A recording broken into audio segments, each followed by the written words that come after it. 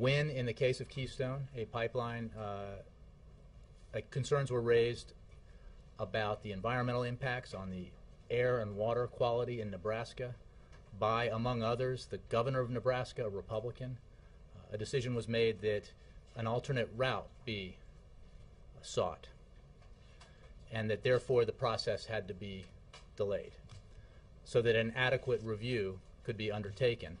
following the same standards that have always been in place, that were in place in the beginning of this process for this particular pipeline, and that have been in place for these kinds of projects for many years. In a purely partisan effort to score a political point, Republicans in Congress insisted on inserting an extraneous provision within a bill that had nothing to do with pipelines, but was a bill to extend a tax cut to 160 million Americans, a tax cut that this president fought very hard to get and to extend. Even prior to the signing of that legislation, the State Department, which again reviews this process, made clear that setting an arbitrary deadline through this purely political effort would put the State Department in a corner, would severely hamper their ability to review an alternate route and a new pipeline route in the proper way,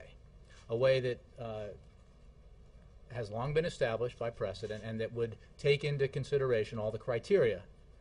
that are so important in decisions like this: economic impact, national security impact,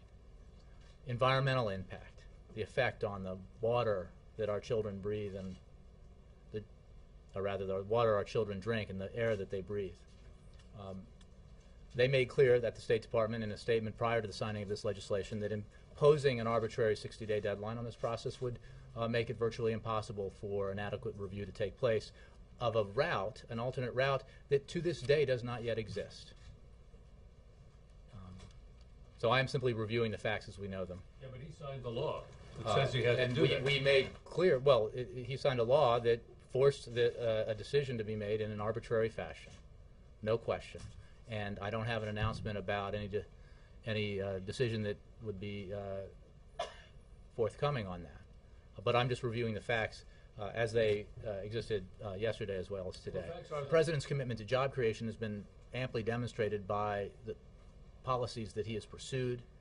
that he has signed into law, that have contributed considerably to the creation of 3.2 million private sector jobs. They've been demonstrated by his fierce commitment to doing everything he can, both working with Congress and acting independently to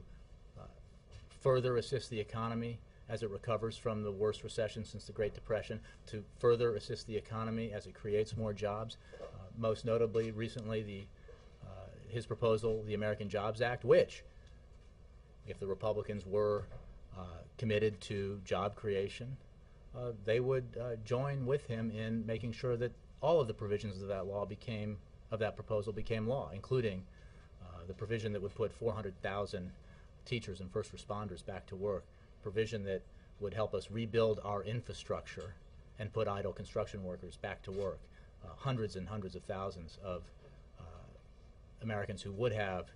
jobs were the Republicans to